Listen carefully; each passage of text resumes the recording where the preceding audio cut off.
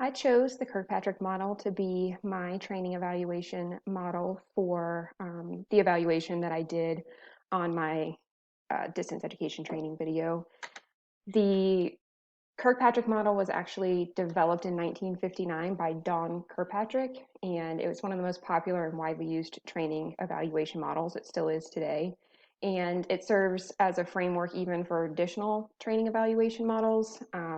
There's a couple of newer models like the Phillips ROI model, which was developed in 1980, and Kaufman's model of learning evaluation developed in 1994 that kind of built off of Kirkpatrick's model.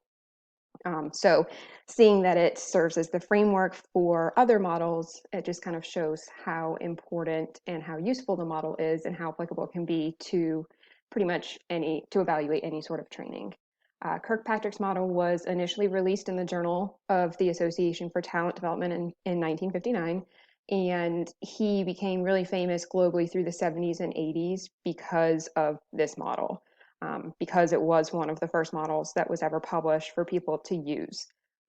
He continued to refine his model until 1993, and he released a book called Evaluating Training Programs, the Four Levels, and this was that quick reference guide that he created that anybody could utilize to help evaluate training programs. So the overall purpose of the model was to provide a way for organizations to quickly and easily evaluate any education or training course, and this is probably the reason why it became so popular and why it was so widespread. And his model proposes using 4 levels to effectively evaluate training programs. So the first level that you evaluate is reaction, the second level is learning, the third level is behavior, and the fourth level is results. So if we kind of break down each level into more specifics, level 1 focuses on the value of the training program from the participant's point of view in order to help identify whether the conditions for learning were actually present in the training. So typically evaluators would gather this information through a survey where participants are questioned on questions that focus on their engagement, their contribution to the course, and then their overall reactions to the training. Some of the questions that may be asked for the reactions are things like, did you feel like the training was worth your time? Or what aspects of this training do you think will be applicable to your job? Basically just, trying to get a gauge for how the participants viewed the training. Level 2 focuses on learning. So it's focusing on measuring what, if anything, trainees have learned from the course. According to Kirkpatrick's more updated model, it also helps measure what trainees think they might be able to do differently as a result of the training. When I say his updated model, that's the one that he released in 1993. And this is most commonly measured via the different types of assessments that are given throughout the course, like quizzes or even summative assessments, so evaluations at the end of the training. These assessments are supposed to be aligned with the learning objectives that are identified in the training course in order for them to actually be effective measures of the trainee learning. So that's kind of what the purpose of this step is. Are the objectives aligned with the assessments, and do the assessments appropriately measure the outcomes?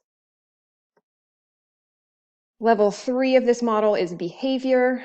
This focuses on the trainee's understanding of the material that's presented in the training course based on how well they're able to apply it in the workplace. This is actually a harder level to evaluate because the transferability of training is usually only visible in environments where conditions are going to be more favorable.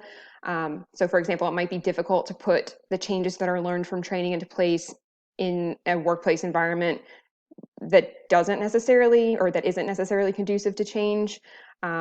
So in addition to these challenges, it's also going to take a lot longer to measure behavior because it can take time to see those changes take effect in the workplace by observing the trainees. And then the last level, level 4, is results. So this is obviously analyzing the final results of the training. And sometimes this is based on return on investment, or ROI, where the outcomes of the training are lined up with specific goals of an organization and then analyzed to see if those goals were actually met. So this is the most time-consuming and expensive step of the entire process. So some companies may choose to skip this step, but it's really going to be like the final conclusion to the training to get the best determination of whether the training was successful and whether the outcomes matched the goals that were desired by the training program. So it really helps you to see if the training program was effective or not. So after reading more about this model, it's clear to see why this model is so widely used. It proposes practical levels that all companies can identify with and then that they should consider thinking about when it comes to evaluating the effectiveness of training models or training programs. This model could be easily used to determine the effectiveness of a high school class just as easily as it could be used to determine the effectiveness of a new hire training program at any company, simply because those 4 levels of evaluation are applicable to any learning environment. So the use of an evaluation model like this one is going to be beneficial for any business or school to consider using when developing training programs or courses, because these effective training programs are going to help boost employee morale and retention, or help boost the learning of students if it's in an educational setting. It can reduce employee complaints related to training, and it can increase employee productivity and ensure the continued success of a company.